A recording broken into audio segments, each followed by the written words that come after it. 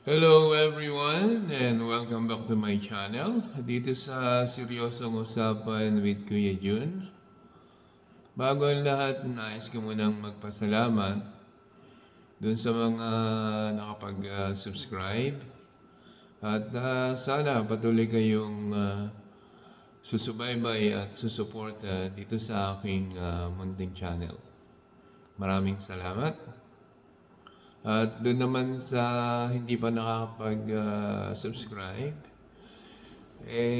subscribe na ho kayo upang sa ganun ay sama-sama tayo dito sa Seryosong Usapan with Kuya Jun.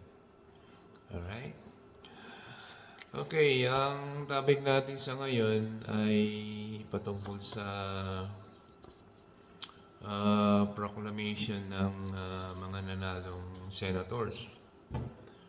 At may nakaagaw pansin lang sa akin ay yung mga miyembro ng alyansa na nanalo bilang senators ay ang iba sa kanila ay hindi man lang nagpasalamat kay PBBM or sa alyansa man lang. At ating papangalanan kung sino itong mga nanalong senators na to na hindi man lang marunong magpasalamat. Unahin na natin itong si Pampilo Lacson. Sa kanyang speech, wala kang makitang sa kanya pagpapakumbaba man lang o pagpapasalamat sa alyansa. Sana nagpasalamat man lang siya kay PBBM dahil kada pangangampanya nila sa alyansa, si PBBM yung madalas na nagsasalita na iniaangat sila at hinihikayat ang mga botante na iboto sila o iboto yung alyansa.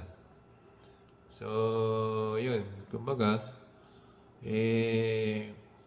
dapat sana kahit paano nagpasalamat man lang to si Pampilo Lacson kay PBBM o sa alyansa man lang.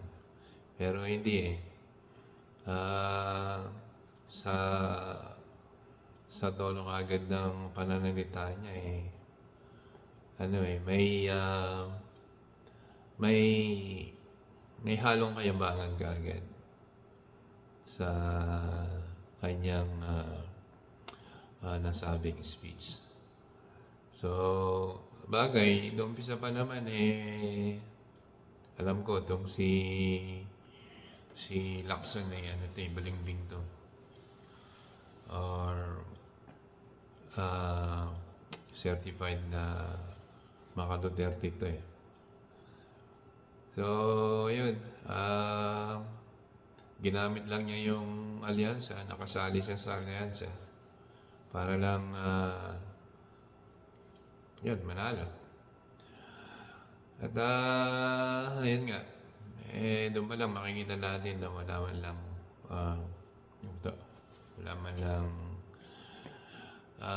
kahit man lang magpapasalamat nga dahil malaking bagay din para sa pagkakapanalo niya ang alyansa. Pero hindi na niya naisip yun dahil panalo na nga siya, yun, lumabas na yung tunay na niya, na pagkatao niya, na kung ano lang ang motibo niya, bakit sumali siya sa alyansa. Hindi pa man din yun na, nakitaan na natin siya ng medyo may kayabangan sa katawan. Oh, siya, obserbahan natin kung ano yung magiging galawan niya, lalo na dito sa pagdating ng impeachment ni Sara Duterte. So, tingnan natin itong galawan ni Pampilo Lacson. Pangalawa, itong si Pia Cayetano na miyembro ng alyansa, sa pagkakapanalo niya, hindi man lang siya nagpasalamat. Hindi nagpasalamat kay PBBM, hindi man lang din nagpasalamat sa alyansa. So, sumali lang siya sa alyansa at yan nga, ang intention lang niya ay para manalo. Dahil kung tutusin, kung di na nga naman siya sumali sa alyansa, hindi ho siya mananalo ng ganyan. Pero sa kabila nun, hindi man lang siya nagpasalamat. Unang-una kay PBBM. Dahil hindi man lang niya inisip nung pangangampanya, halos nandyan kasama na lagi si PBBM at halos si PBBM ang nagsasalita para iangat lang sila yung miyembro ng alyansa. Yan na nga, nanalo na siya. Si Pia Cayetano, wala na. Di na natin nakaringgan ng pagpapasalamat sa kanyang speech. At tong si Camille Villar, bagamat nitong bandang huli ay nagpa-endorse na siya kay VP Sara. So, pero kahit pa paano yung umpisa sa pagiging membro niya ng alyansa, alam ho natin na nakatulong sa kanya yan. At biglang-bigla nitong huling araw ng pangampanya ay biglang nagpa-endorse siya kay VP Sara. So ngayon nanalo na siya. Pwede niyang sabihin na nanalo siya dahil kay VP Sara. Pwedeng yun ang maging pwede niyang gamitin kasi nga hindi nga siya nagpasalamat sa alyansa man lang dahil nag-umpisa rin naman siya sa alyansa. So, yun pa lang makikita natin kung ano ba ang klaseng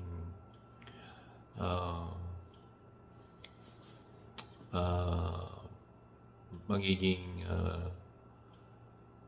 galawan nito sa Senado.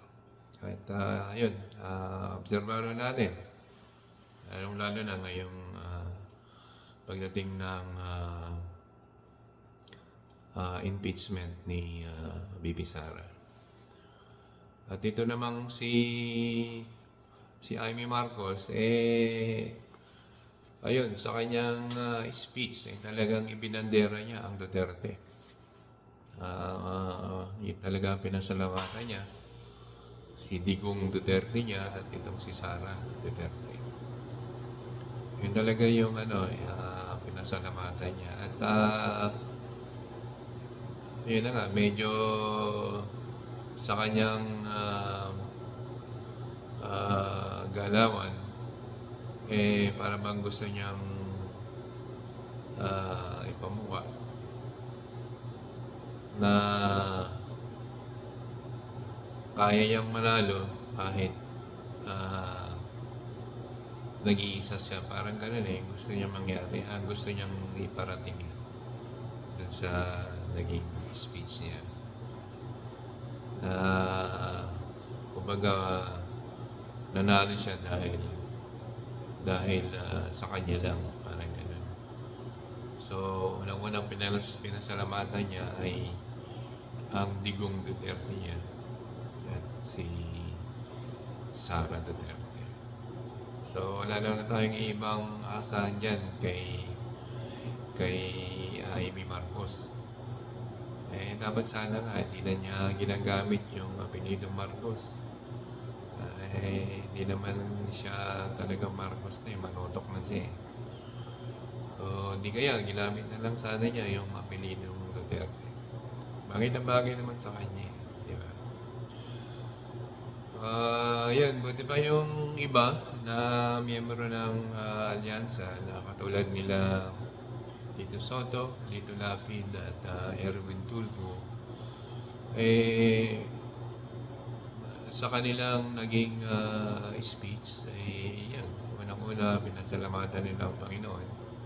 At yun nga, pangalawa, si PBBM, na, yan na nga, bilang sila ay membro ng alyansa at alam din naman nila na sa kanilang pagkakapanalo ay ang nagdala sa kanila ay yung alyansa. So, yun, ako naman ay saludo sa mga naging speech nila. Katulad nitong si Soto, Tito Soto, ay simple lang yung mga sinabi niya pero may laman, kumbaga, may substance. Kumpara sa speech ni Lacson na nangibabaw yung kayamanan kaagad. At ito naman si Erwin Tulfo, normal na sa baguhan. Siyempre, pakitang gilas. Yun sa speech niya, okay naman. At sana nga, nagampanan niya yung mga nabanggit niya sa kanyang speech. At okay lang naman din siya at nagpasalamat siya sa kay BBM at sa alyansa. At yun naman ay isang kakakitaan natin sa tao na ay may magandang kalooban dahil alam nila na kung hindi sila galing sa alyansa o kung hindi sila naging alyansa, malamang hindi sila nasa kanilang kinaroroonan ngayon na bilang nanalo senador. Dito naman kay Lito Lapid, ayun, bagamat alam natin na medyo sana nga hindi na siya, binoto pa rin siya ng mga kababayan natin. Bagamat alam natin na medyo may kakulangan din siya sa kaalaman bilang senador, pero sana nga natuto na siya dahil nakailang taon na rin siya dyan sa Senado. So at least makikita mo naman may magandang kalooban itong si Lito Lapid. At sana nga asahan natin na sana may pagbabago. At yun, dito sa mga mga ibang nanalo na katulad ni Bato at saka ni Bongo, dun sa mga speech nila, alam natin kung sino ang kanilang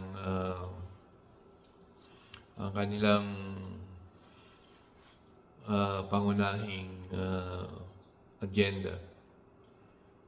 Wala nang iba kundi ang Duterte. Sila naman ay kinakitaan mo na ang kanilang adhikain lang ay ang bilang isang Duterte. Yun lang naman eh. Puro sila sinasabing para sa sambayan ng Pilipino, pero sa nakikita mo naman sa kanilang ginagawa, senador lang sila ni Duterte. So, ngayon pa lang, sa mga naging switch nila, talagang walang pagbabago. Duterte pa rin yung kanilang bukang bibig. At tingnan natin sa darating na itong impeachment ni VP Sara. Tingnan natin anong klase itong mga senador na to.